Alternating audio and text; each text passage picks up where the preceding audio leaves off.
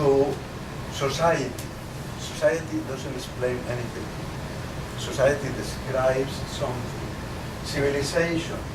Civilization doesn't explain. It doesn't explain. You know, it points out to a process, but it doesn't explain. This explains. Just base superstructure in itself already is an explanation. There are two parts that are interacting. And this is very much, by the way, about relations. Relations, relations, relations, relations, right? Okay, so here at the top is consciousness.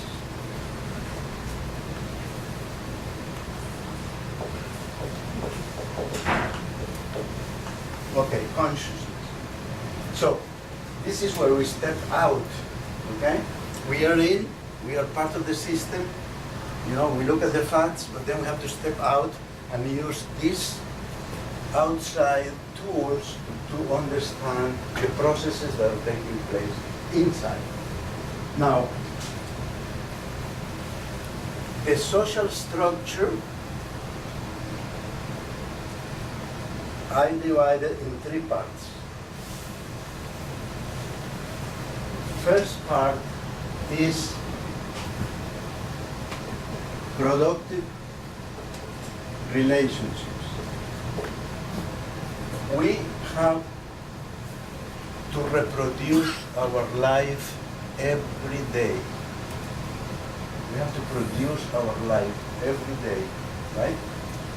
Perhaps the only thing that has not been privatized as yet is air. We have to breathe, and it's free. But besides that, water is already, being privatized. Everything else. So we have to reproduce our life every day, and to reproduce our life every day, we enter into relations of production. That's the first brick of this social structure, is the relations of production. Now, in the relations of production,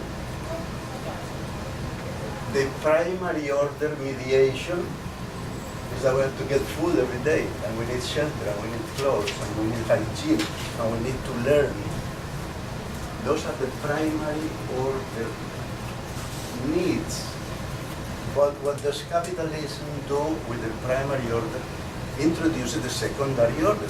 So here in the productive relations, the secondary order mediation is the alienation from the means of production.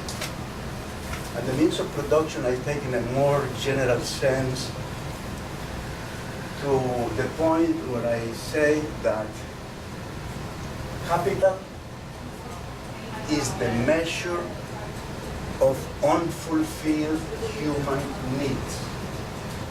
Capital that's sitting there is based on human needs that have not been fulfilled. That's wealth. The wealth is the negative. The wealth is just a sample of all the human needs that are unfulfilled, because all that wealth could be fulfilling human needs. So that's the relation.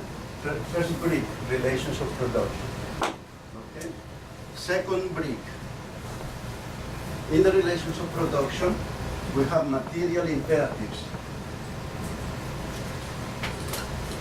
Material imperatives. And material imperatives are related to natural necessity. There are certain things we have to do before we can think, which is eating, taking care of our natural needs, reproducing our life and our family's life, okay? We have to fulfill those material imperatives. That is the second brick. In terms of the material imperatives, I mentioned already the concept of latency, okay? it was very easy for nature to cope with us when we were few. But now that we are 7 billion, it's difficult for nature. But we are making it difficult, let's say. We are making it difficult for nature to take care of 7 billion. There's a lot of demand. And production is destruction, right? Every time we produce, we are destroying at the same time. And that's one of the problems that this consciousness has to look into. Okay? So here we have the alienation. The secondary order mediation is alienation. Here the second order mediation is creating latency in nature. Okay? The third brick, Mészáros calls the active side. And the active side is we are activity. We are activity. And when that activity is conscious, that's the active side. And the active side is what contains the hope. Because Mészáros says that in spite of the worst class disasters in history, the active side of man has continued, and it continues. That's where hope resides, in the active side. Okay? Now, of course, the active side, what does capitalism do with it?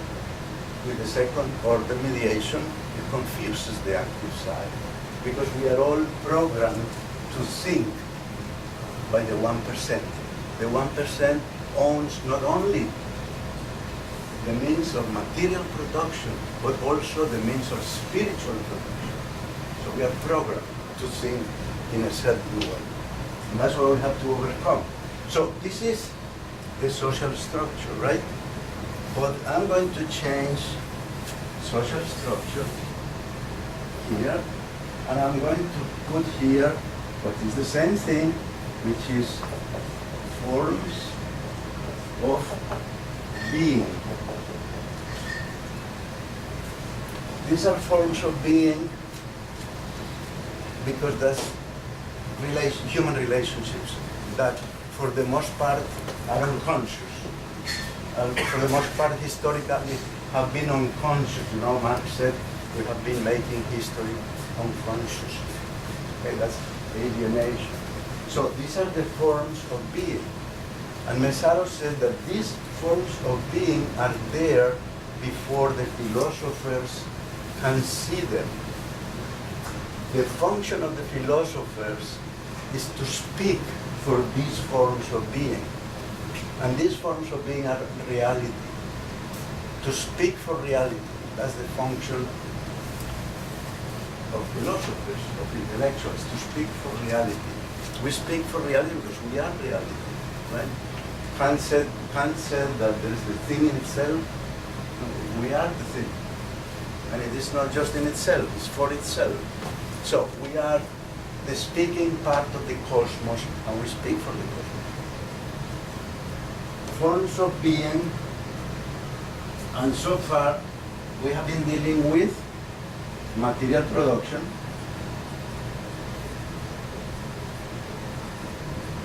which is the production of use value. We produce use values. Everything that is produced by society is for use. But we have been indoctrinated to believe that it is abstract value, that it is exchange value, that it is money, that is capital. That's part of the program that we have in our heads. Okay? Now, there's a need to articulate this base with the superstructure. We need to articulate that. And here Mészáros has a very central concept. And that concept is what he calls the social metabolism. Now, why social metabolism? He tells us that this thing is an organism. It's like an animal. This thing is an organism. He says it has capillaries and veins. That's the metaphor that he uses to tell us that this is a live thing, it's a dynamic thing.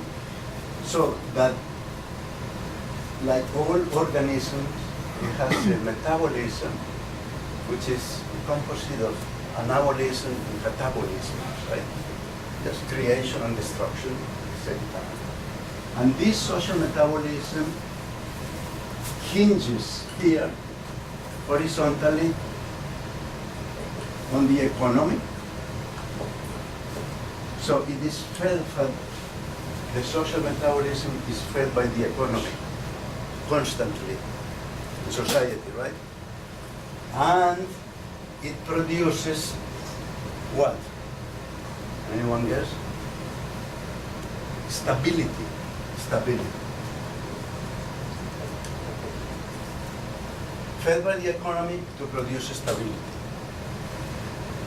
Now, here is another very central concept of Mészáros, which is the operating conditions of production. You know, in order for your car to work properly, you have to do maintenance.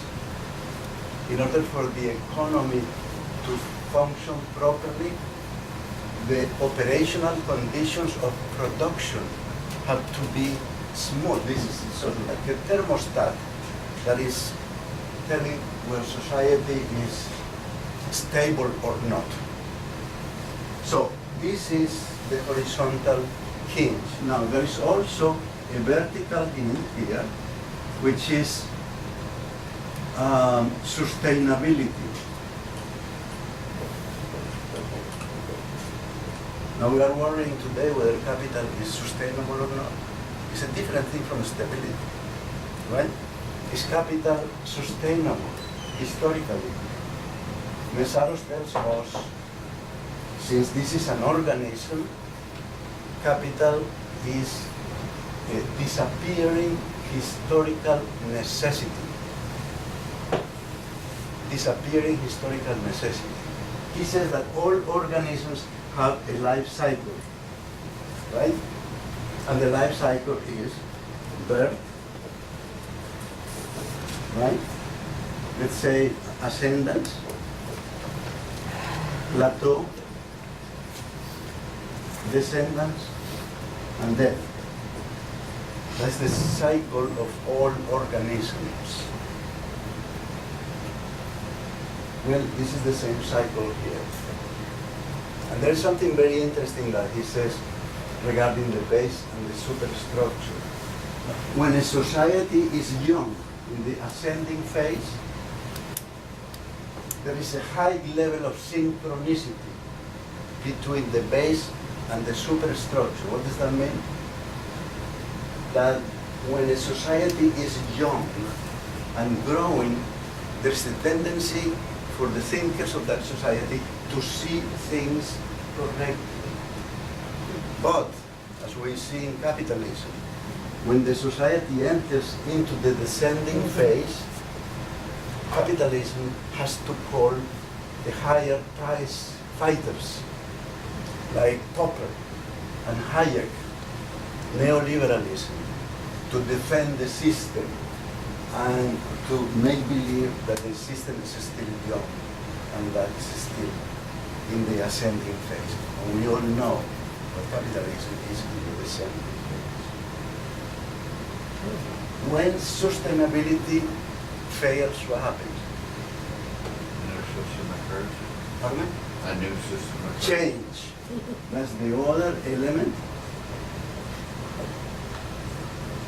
Now remember, this is dynamic, so it's always changing, but within certain limits. But when sustainability fails, there is qualitative change. And the qualitative change is a new society is born here, and a new cycle starts. Now when you cut a tree and you see all the rings, you know, it's the same thing with society.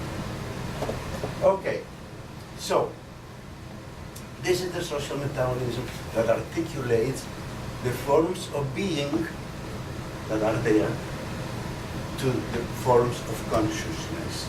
And there may be more or less synchronicity, clarity, truth to that reflection. Now here we have the forms of consciousness, which I also find three categories. The first one Mészáros mentions only in passing, but it's very important to me because I'm a psychoanalyst, and that is the unconscious. Unconscious. Now, the unconscious, the first one to speak about unconscious before Freud was Engels. Engels very early in his work also spoke about the unconscious. And he said, humankind is unconscious of the fact that the laws, the historical necessity that it has created is of its own creation.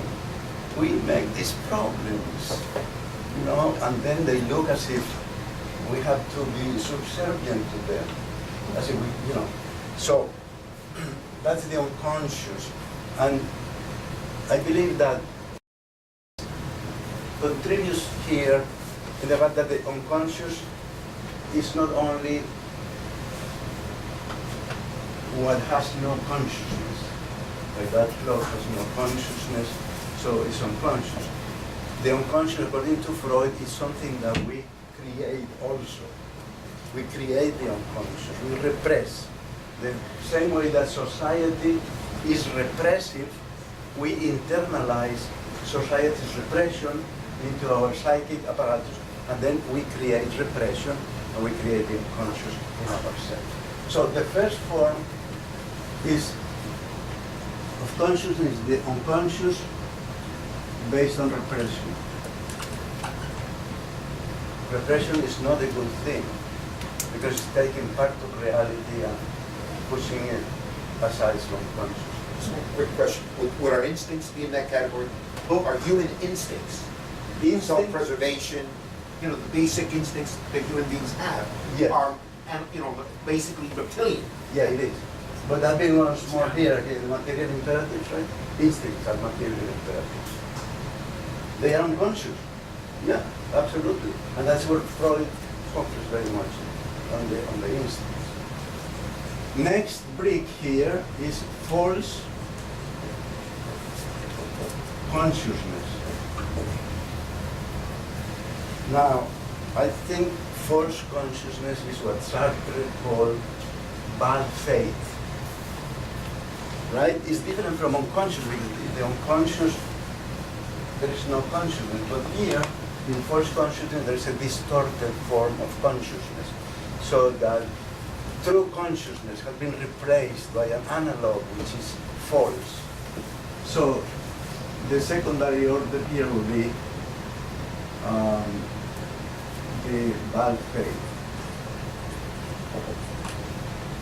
And finally, one of the fascinating concepts from Mészáros is that ideology is not a bad thing. You know, we have thought that ideology negatively. Oh no, that's pure ideology. Mészáros says we need ideology. We need to live ideology. We are all ideologues. I mean, if I say to you, you're an ideologue, you can say the same thing to me. Because, you know, I'm presenting my ideology and you don't agree with it, but that's another story. So here, ideology is in the first order mediation thought ideology is necessary. In the capitalist second order, ideology is essentially false consciousness. It is ideology in the interest of a class. So you will ask me, well, wait a minute, what's the difference between a good ideology and a bad ideology, right? If we are all, you know, breathing ideology, what's good ideology and what's bad ideology? Anyone dare to guess? Something that would be in the interest of everyone in this room would be better than an ideology that would be in the interest of one person. Exactly. That's it. But isn't that also ideology? Pardon me? But isn't that also ideology? That's- Like, yes, that it's, quality- it's good ideology. You know, the test, according to Mészáros, the test of ideology is what interests it serves. Does it serve the progressive interests where history is going, or does it serve the regressive interests of the descending phase? That is, okay? But No. you're saying there's good ideology and bad ideology? And Positive what's the and difference negative. between that and any religious doctrine, moralism? They are ideologies. How do we decide which one's good and which one's bad? What class interests do they serve? So the That's it. 1% is That's the equals bad measure. ideology and the 99% equals good? Yes. Is that what you're saying? Yeah. So, just to finish, consciousness is a precious instrument that evolution has given our species, and it has been tampered with by the 1%. And that's why we need to occupy consciousness. Thank you.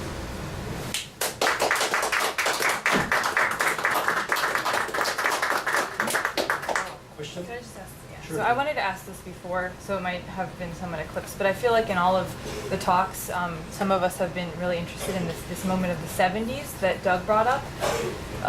It started out with Emmanuel saying that, cool. That the 70s posed a crisis of Marxism, also a crisis of capitalism. Emmanuel asked why, what's new about that. But Doug, you said when you were talking earlier, and I think this might relate to some of this, that one of the sort of symptoms, if you will, of that crisis was the French philosophy, and you pointed to that. You pointed to that as a in passing, but I actually just thought it would be a useful exercise if maybe you you specified what it was that served as a why that symptomized this crisis in Marxism, because it seems like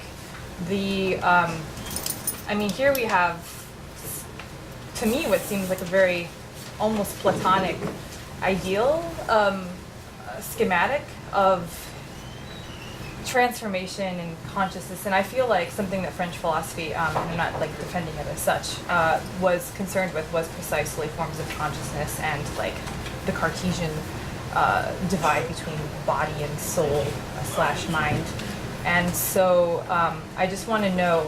I want to know if we can maybe further talk about the 70s moment, because it seems like this too, Mészáros, is something of a living in the legacy of perhaps maybe a defeat in the 60s. I don't know.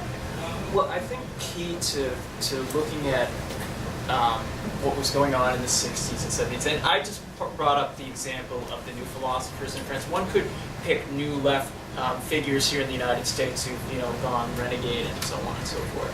And there have been, of course, these type of actions throughout the history of Marxism when various, a revolutionary downturn appears.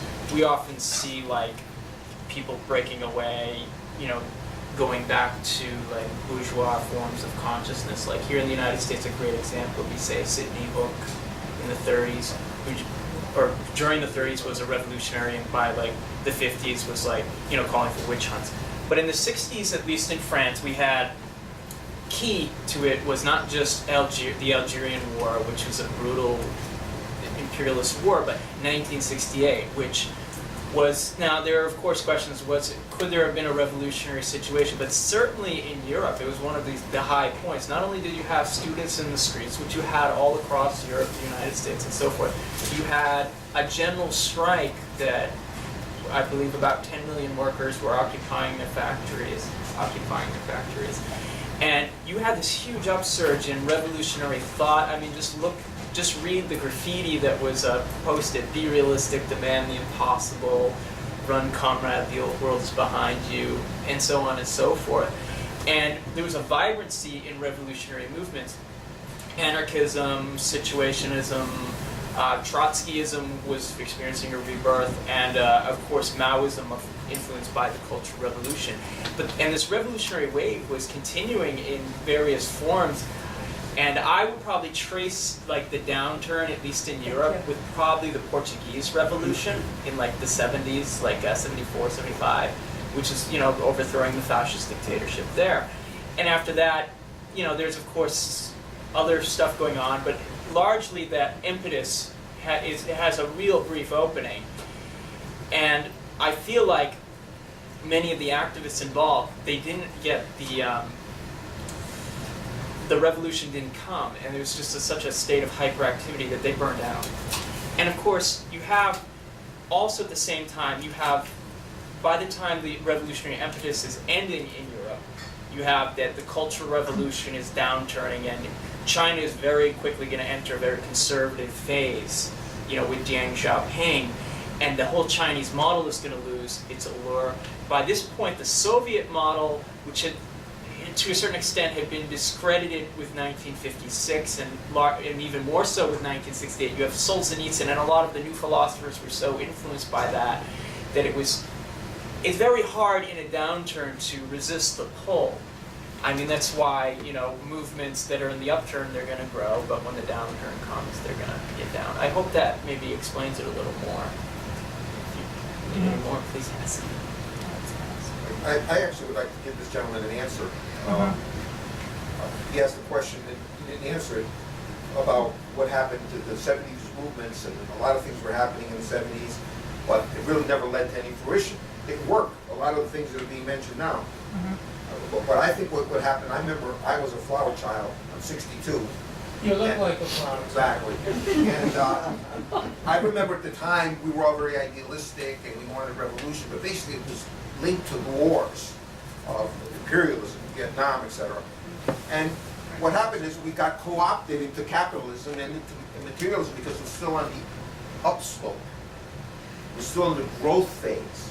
What we have now is a complete beginning of the complete collapse of the financial, cultural, economic, healthcare. I mean, everything. Everywhere you look, if you study anything and read, the party's ending, and they're all full of shit, and they're getting very desperate. And what I'm concerned about the most is that at the same time that people are going to become now much more revolutionary, and all of the 30s and 20s ideologies are going to come back, maybe from the 1840s.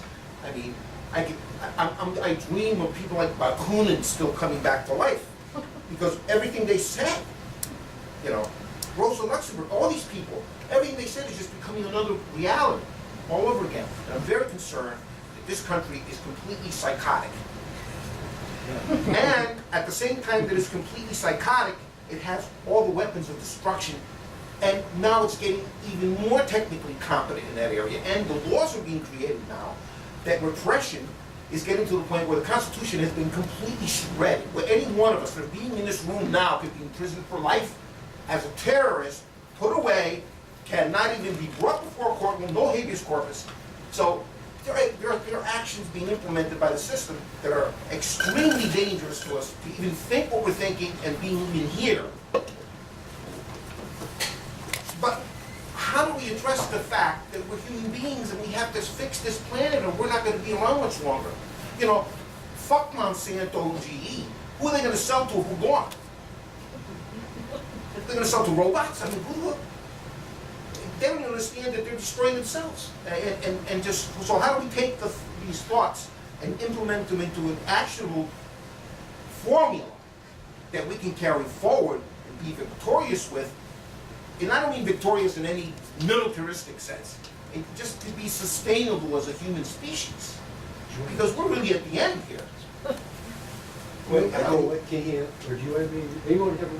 let me say that that we're going to have to learn to think differently. That's one of the things. Mészáros is so difficult to read because he thinks dialectically. We don't think dialectically. We are trained to think Aristotelian formal logic. And we need, the work has to start inside, I believe, each one of us, learning to think dialectically, to be able to see this connections in reality as we live it every day. One of the things that you mentioned in passing that I didn't include here is here in the social metabolism, the style of capitalism is what Mészáros calls centrifugality. So capitalism tends to take everything, incorporate it, and then continue the process of expansion. And the expansion is capital. The capital has to be profitable every single day. That's the central guide of this society, the profitability of capital. But that's envy. There's no more growth possible. Exactly. We live in a circular planet. Yeah. And capitalism can only survive in a growth environment because interest is crucial to the formation of capital.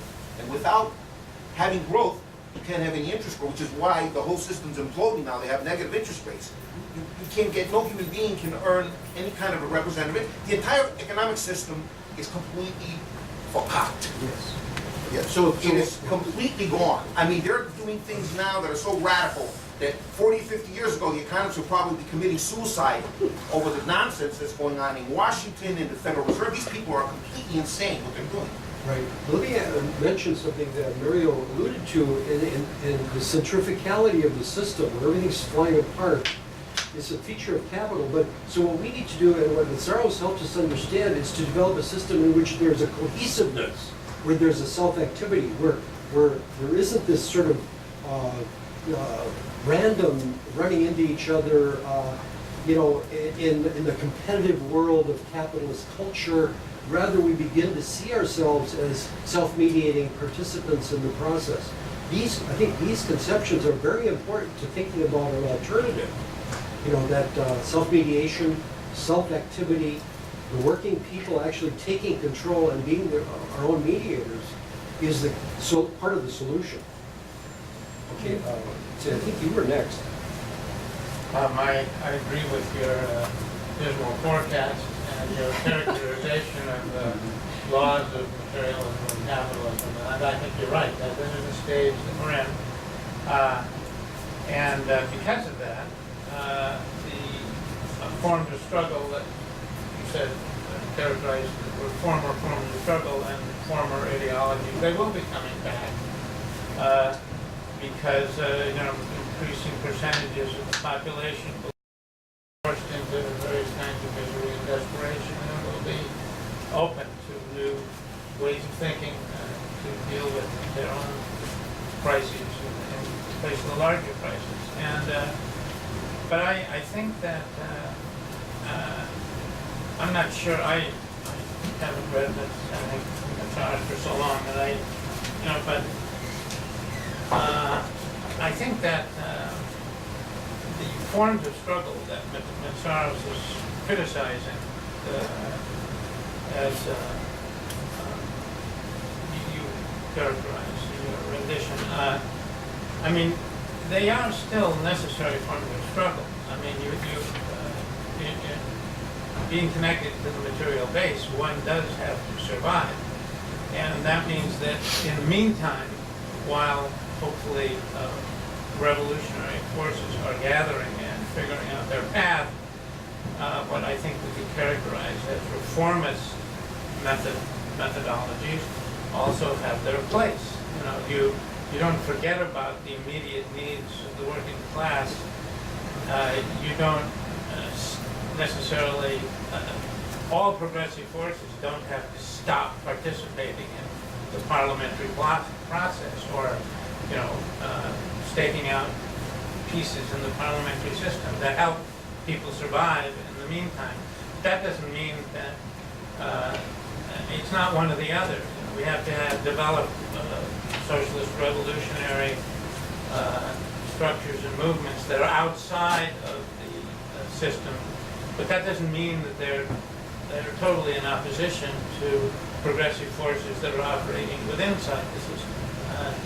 And they can find ways of cooperating and strengthening each other, and that relationship will be crucial in developing a revolutionary process going forward. And I think that, well, that's not. I'd like to respond really Yes. quickly to that, which would be that it is very important, and Mészáros brings up this point of formal equality, which we have, which means we can vote every 4 years and so on, these formal forms. And we don't want to throw that away. We don't want to go back to something like, and the forces in the world that try to get rid of formal equality were like fascism, Nazism. They wanted to actually get rid of that.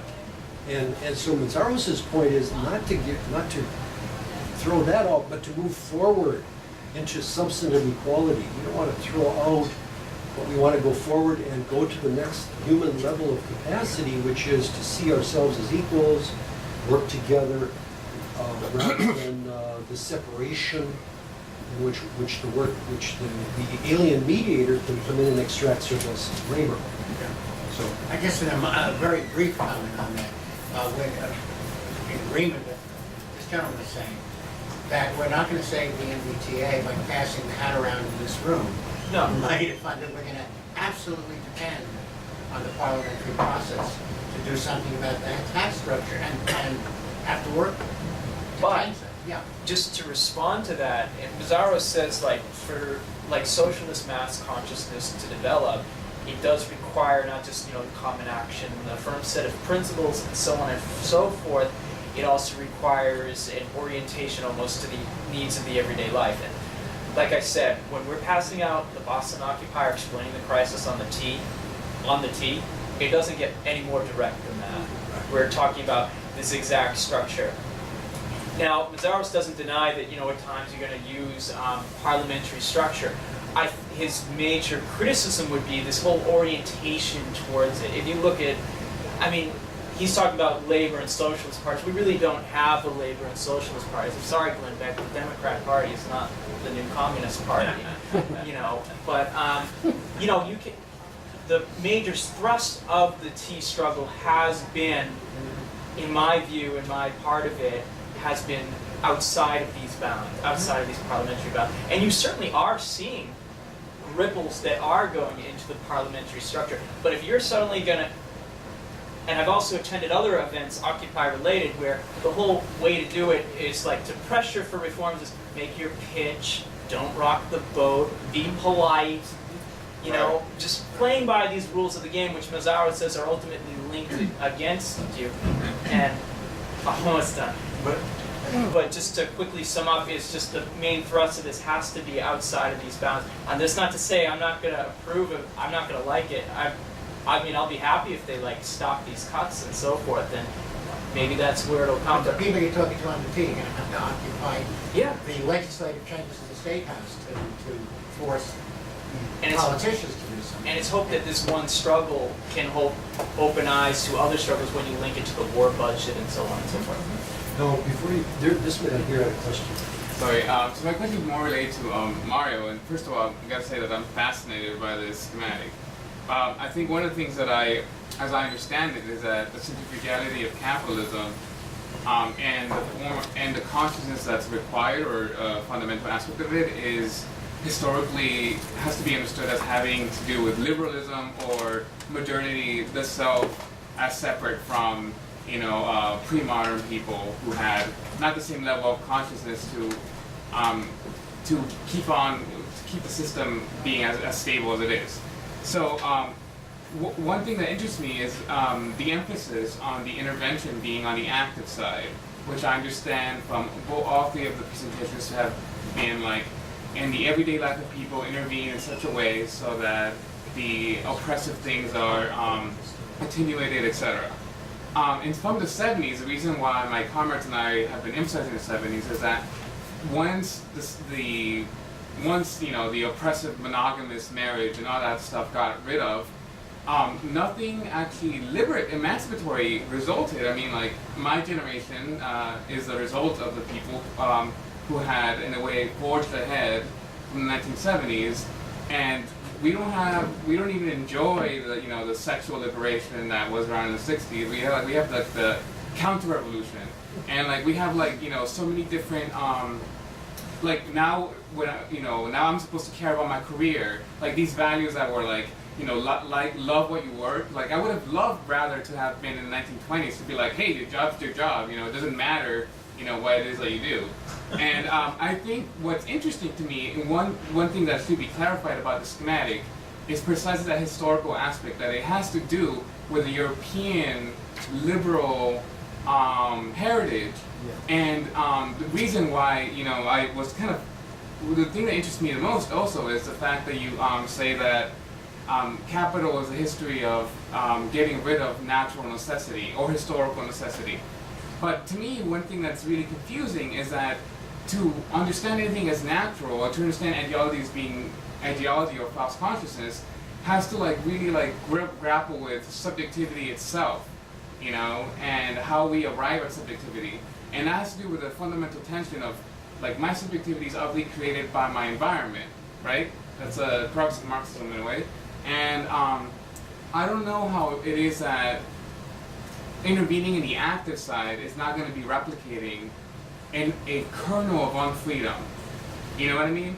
Like, the kernel of unfreedom of, in the sense of okay, I'm preserving something, like you guys said, we don't want to get rid of, the parliamentary system.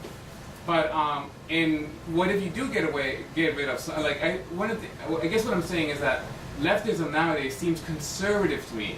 It seems like it's a conserving the value of the intellectual to point out what consciousness deserves, etc., or how the active side is contingent on the material reality. And I feel like maybe that's unspoken amongst our leftist gathering. Why don't we admit that this system itself is very historical, and if capitalism goes to shit, there will be none of this schematic, because the conditions for it to be possible will not be there. So why should we care at all? Why intervene at all? Mészáros calls this part inside, which is the historical part, because it's the epochal. This epoch is the epoch. He doesn't even talk about capitalism. He talks about the epoch that we are living. But I think what we need to do, again, I love this metaphor of stepping inside and stepping outside. If this is destroyed, the epoch, the transhistorical outside remains. And this is where we have to start to build from. Consciousness will be there, right? Reciprocal action will be there. The cosmos and natural necessity will be there. Base and superstructure will be there. This is the transhistorical. This is the wire where we're going to start to fill up, to create the monument. Now, let's go from the theory, the left theory, and go back inside. What do we see? Okay? When we look inside, we see some interesting things as far as I'm concerned. Number one, Occupy movement is fascinating. Movement is becoming worldwide. Okay? It has repercussions everywhere. That's a very important thing, very helpful. People are waking up. Just moving, there's no consciousness, and that's where I think Mészáros can help to illuminate this restlessness. But the other thing that we look at from a historical point of view is, I think, a political experiment that's happening today in Venezuela. That's a very interesting political experiment because it's socialism of the 21st century, and it's trying to create socialism, but without confronting capital. Would it be successful? I don't know. I read the Venezuela press every day, and I'm fascinated by the fact that they have news, real news, every day. They have real news. X number of houses were given yesterday. X tons of asphalt were put in the roads to such and such a place. The women of such and such a state got together yesterday, and they're real news. And to me, that historical experiment in Venezuela is fascinating because it is not by force, it is not confrontational, it is, what Chavez does is this. You're a capitalist, fine, produce whatever you want. But first, you have to serve the needs of Venezuela. When you have finished serving the needs of Venezuela, you can export all you want. But first, you have to fulfill the needs of your country. And if you don't, you will be expropriated. And that's what he has expropriated many capitalist companies because they are exporting things that are necessary in Venezuela. So you're saying that it's anti-capitalism, but still subject to capital in general? The active side is doing an experiment. Yeah. Let's see if it works out or not. We have another question here. It's maybe more of an observation. I'm just following up on what the gentleman down there was pointing out, and also heard what you had said about that we have formal equality, so to speak. We'd like to move towards a substantive equality. But there are serious attacks on formal equality right here. Forget about fascism. I mean, as pointed out, we have some really draconian and disturbing laws, like habeas corpus has been really negated, and now there's military detentions, etc. So I don't know if that's more of a, if you folks have any thoughts on how we address that issue first, because if that trend continues, we're not going to be dealing with. Well, let me just make a brief comment. Formal equality in the United States is that we are all born equal. After we are born, each one on their own. That's capitalism. That's the centrifugality of capitalism. You're going to try to do your thing. I'm going to try to do my thing. Somebody's going to step on someone else's shoes, inevitably, because we are centrifugal. We are not cooperating. We are going our own way. So, you know, we are all born equal, but after we step out of our families, which are, as Kerr mentioned, we live in socialist families, but socialism outside the family is forbidden. So, you step out of your family and you are on your own. So you have to shift values completely. You have to shift your mind completely. There's so many things I want to say, but I'll limit it. In this theory, I'm aware that what's going on around the world, and now I'm thinking of Syria, and I'm also thinking of our own country, and its possible future, is that resistance becomes so strong to those who want to change the system that, you know, before it's over, there will be a lot of people who will be destroyed in the process. And I remember, I think it was in Tunisia, a woman was talking about, they were asking, what was the tipping point in Tunisia? That said, finally, this authoritarian system, the people rose up against it. How'd they ever do that? And this woman said, when we decided to accept death, then they had no power over us. And I thought, you know, that's it. If, and I'm not proposing that, just, you know, this is observation, that if we just want to be kind and gentle so that we can win people's hearts and minds and therefore change the system that way, I think that's terribly naive. And because basically we are at war. Now, I know better, you know, I will never pick up a firearm. I will never pick up a weapon in that sense, to try to do battle, to put myself against the strength of the other side. And that we can conduct the war in such a way that there is eventual victory, but not by going against the power of the other side. But that means that in this process that a lot of people go to jail. I don't know if you saw that yesterday, in addition to that law, was now they passed another law, and there were only 3 people in the Congress who opposed this law, that if a group or an individual or a group trespasses on federal government property they will be committing a federal crime, and if the Homeland Security people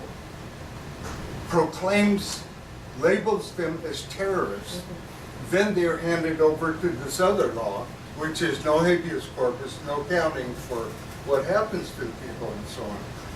Mészáros, you're touching on a very important point that we didn't mention, that Mészáros really elaborates very nicely, and he calls it partiality. My project is partial, okay? I'm going to walk out of here and I'm going to go to a demonstration. That's my project. It's a partial project. But once I step out of the street, there are 10 people who are also going there. Now that project becomes global. And my partial project has to become integrated into that collective project. And that's where things get out of hand. Yes. I didn't mean to go to get shot. I didn't mean to go to violence, but the collectivity decided to do that. Yes. So that my project that was positive became transformed into a negative project. It's the same thing when I pay taxes. I pay taxes for the good of people, but then the taxes are used for war. Yes. My project, my good action, my good deed turns into a bad deed. And then I may have to pay for it at some point. Yes. So I think that's the point, is that when we commit ourselves to this, we have to say we're willing to take the consequences of coming up against such an enormous power that we have opposing us in this country. So in order to win, to gain more power, we need more people. And we need to connect, not try to persuade anybody necessarily, but connect with the people who are feeling what we are feeling. And connect with the people who are awakening as we are awakening. I was talking to a small group yesterday, and a couple of them have been involved, as I had in the 70s movement. And when I was talking about these laws that have recently been passed, one very nice woman said, it makes me want to go right down to some federal place and, put up my sign and take my space. I think just to go off what you were saying about the positive action becoming a negative action, and I would agree with your point, winning the hearts and minds is in a certain sense naive. And it's an example I didn't bring up in my talk would be the Chilean road, the so-called Chilean road to socialism. President Allende, who was elected, I will transform the country into socialism. And the truth is, I would argue it was a foregone defeat. The bourgeoisie was committed to maintaining their system. Yes. He was willing to play by the rules, willing to play by these laws, but it was the media was stacked against him, the army, the courts, the legislature by and large.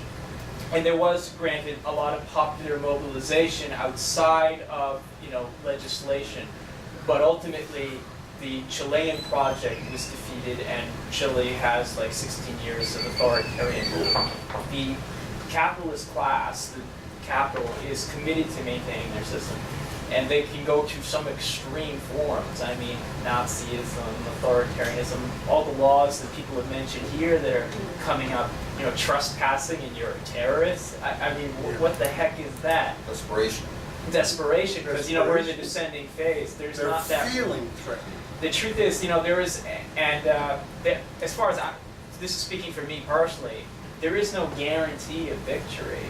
But we're all here. We're discussing that. There is the chance, if you do something, that maybe something can happen. It's about maintaining our fidelity in some sense. I mean, I wish I could promise victory. I wish any of us could. Mészáros says, history is radically open. We cannot be dogmatic. Right. History is radically open. I don't know where the collectivity is going to drive history. We drive history as a collectivity. It's radically open. It could go anywhere. On a positive note, I listened to a tremendous gentleman, I think probably you've heard of him, his name is Dmitry Orlov. He wrote several books on basically the Western civilization is going to be collapsing economically because of reached peak oil. In other words, we can only extract a certain amount of oil out of the earth, and the needs for oil are greater than that, so that the marginal cost of oil is going to get very exponential, and we're going to have to tone back our life. And he was raised in Russia, and he saw the disintegration of the Russian society, communism. He thinks that's happening here in its own way. It's happening in America. And he says one of the best things you can do to interface with this whole problem is to become much more localized and to form groups that become tribal. Very along the lines that you're saying, you know, deal with the present, deal with the situation. So in other words, become like an occupied tribe. You're going to take care of each other like a tribal thing. When the shit hits the fan, things start disintegrating, forget about what they're doing in Washington, because in Russia, people never even paid attention anymore to what was going on in Moscow. So people start saying, you know, just forget about what's going on in that lunatic asylum and just start dealing much more locally, everything more localized, become more tribal, work with each other on a direct person-to-person basis and deal with things at the lowest scale, and we can protect ourselves, at least in a little small way here in Cambridge and Boston. I just want to say I completely disagree that history is radically open, and I think that the reason why I brought up, and some of us have brought up the 70s here, is with all due respect, if we look around the room, the people under or around 30 here are the five of us who are in Platypus and Doug. and I think that the reason why history is not radically open is this moment that, you know, we're speaking about with the 70s, which, you know, some of us here have said we're involved in, is, I think, posing some very big problems for the way that we can think through these problems now. And the fact that, you know, when we say things like something that was emboldening about Tunisia is that, you know, they're not afraid of dying. Well, we want to live as well. So I don't want to sound young and idealistic, but I just wanted to point out that this problem of the 70s, as someone who's young, I take it very seriously as a form of politics. So I think that's something that, you know, it's hard to think through in these moments when we're, you know, talking about like the imposition of dialectical thinking, but we have real concrete problems that we are working through as well, and I think that it's kind of becoming like a shibboleth.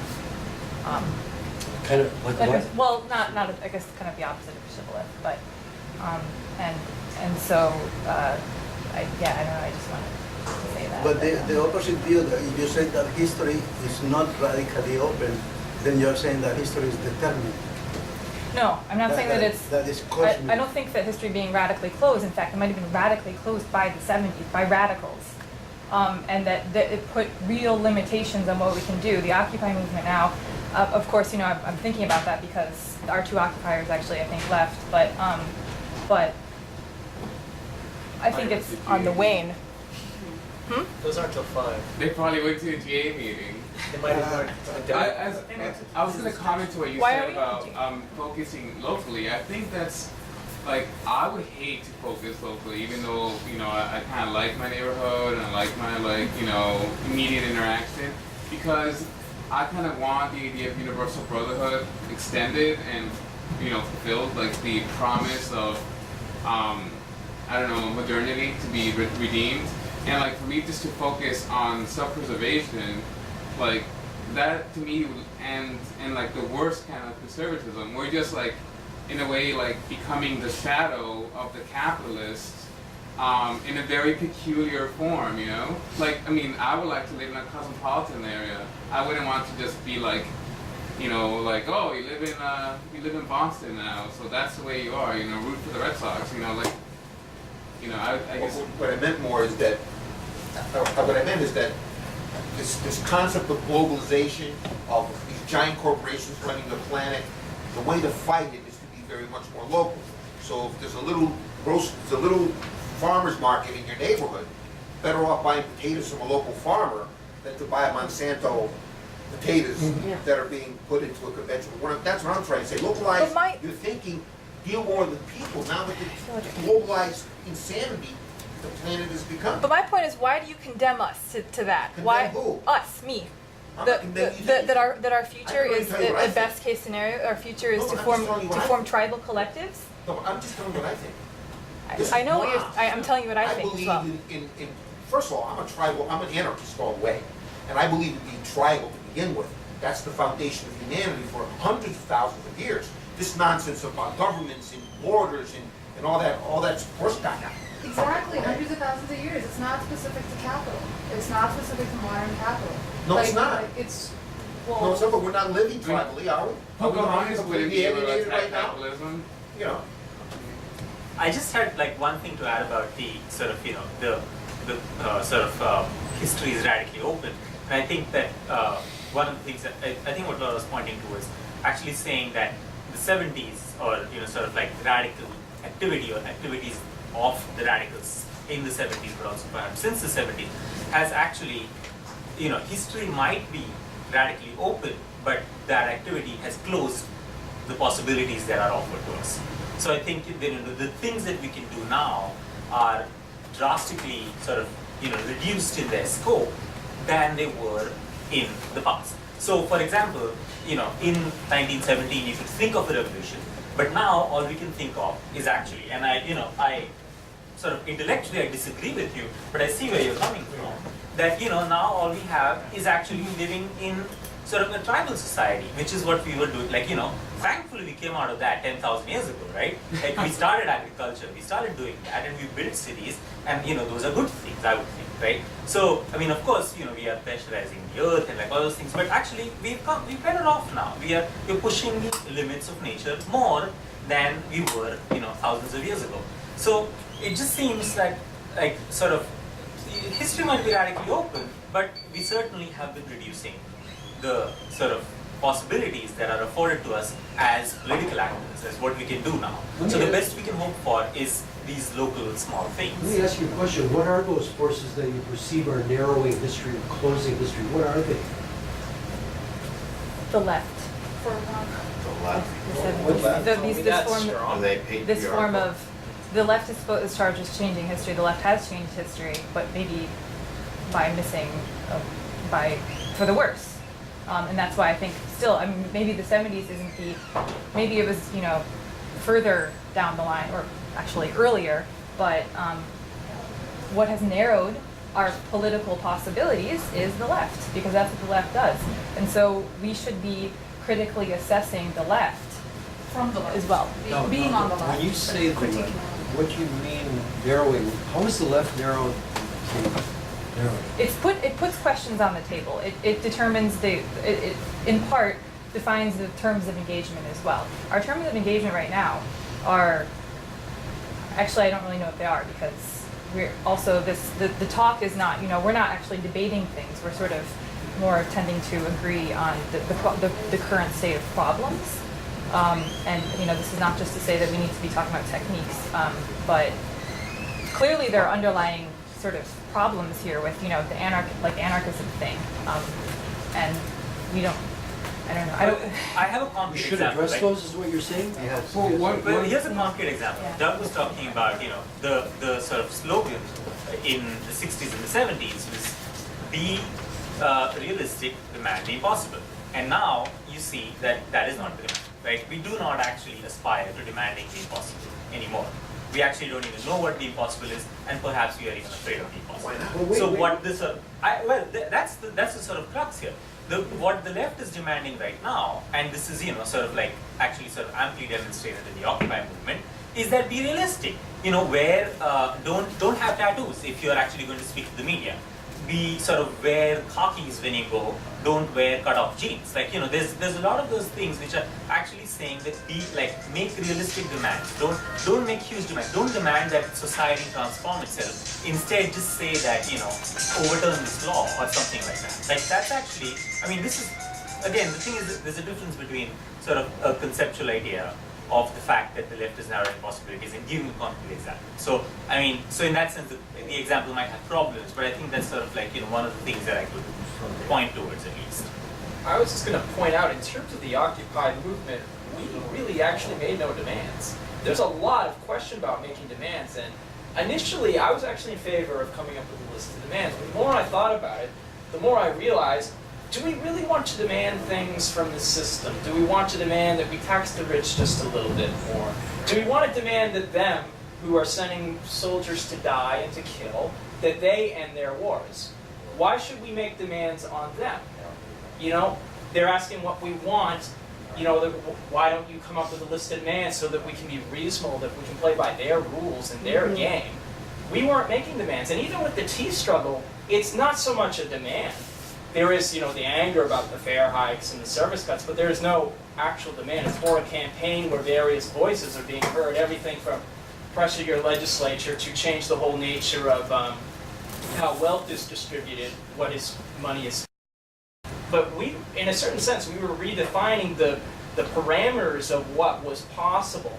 I'm not saying it was perfect. I'm not saying, you know, it's the be-all, end-all. But when Occupy, it was a break in what was the system considered possible. The system considers possible, you know, votes, write your legislature, write a letter to the editor. They don't, by the logic of the system, you can't have self-organization. You can't have people actually taking their destiny into their own hands and doing and actually providing for their own needs. And Occupy certainly wasn't perfect in that regard, but I think it was maybe a step in a certain direction. But don't you think there was a transformation in sort of like the demand-like character of Occupy, where I think it was the 15th of October or so, it was a huge student rally in Boston Commons. Yeah. I'm not sure about the date, but somewhere around there. Around that, yeah. Yeah, there's a huge, or maybe it was the 1st of October, like there was a huge rally where, you know, thousands of students were marching, and now it's actually just about the fare hikes in the tea. Like, you know, do you not see there's a difference there? I mean, I'm surprised that you sort of... There is a difference, but there is still Occupy UMass Boston, and there is still campaigns going. I mean, for one thing, there is no encampment. There is no physical space in that particular sense anymore. Dewey Square is unoccupied now. So we don't have a place where we can all congregate. The working groups are still working. There are little occupations going on. But it's not just, the tea seems to be where a lot of the energy is, but the tea, just in raising the question, if you are putting forward, say, the different horizon, how wealth is distributed, why are we spending on wars as opposed to the tea? It opens that. It has the potential when you discuss with people. And that is very much the everyday. It's sort of like looking inwardly at Boston. The student rally had nothing to do with Occupy itself. It was not in Dewey Square. You know, it was sort of in the Commons. It was its own thing. It visited Dewey Square, but it was its own thing. That's why I brought it up. And you know, sort of like now it's actually sort of like the tea is completely local to Boston. You know, it doesn't even serve the distant suburbs in a certain sense. So it's like, you know, inward looking to the point where it's kind of like, you know, it's basically saying that if the transformation of the tea is something that we get, then, you know, Boston will be saved. So I mean, it's sort of like in a certain sense, it's the reflection of this the idea that, you know, look locally. So I mean, anyway, I think that's. But it is local. But as I said about war spending, social spending, why don't we have public transit that actually covers the whole state? Why rely on gas guzzlers? Absolutely. You know, Well, it does. If you can frame it very locally, but you can broaden that out. But you also said you don't want to tax, that the demand of taxing the rich would be sort of limiting the horizon, but it's the same. Doesn't the state meet out or charge with producing public transportation? I mean, isn't there a contradiction there?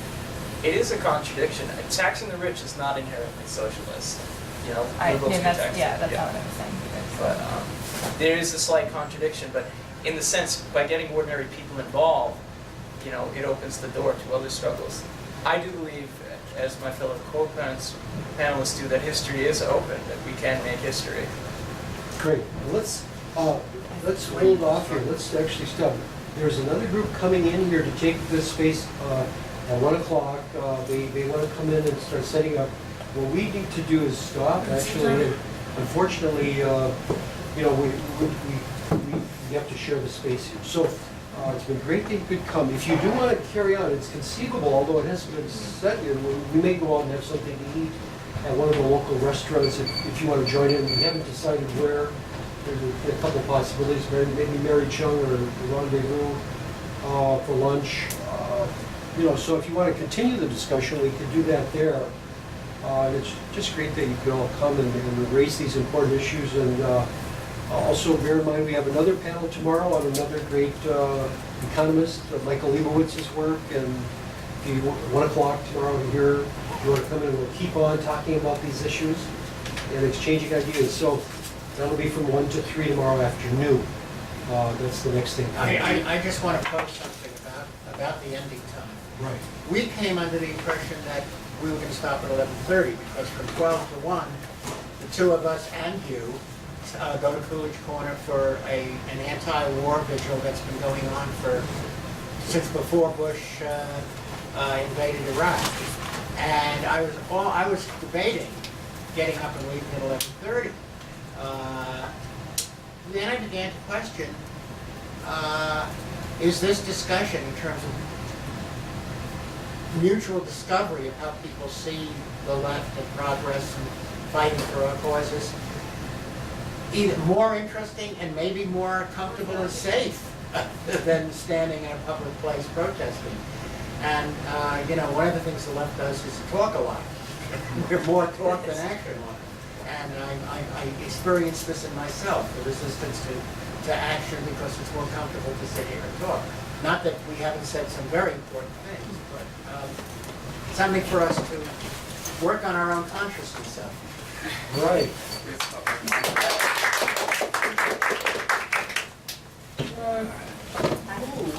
How long is that?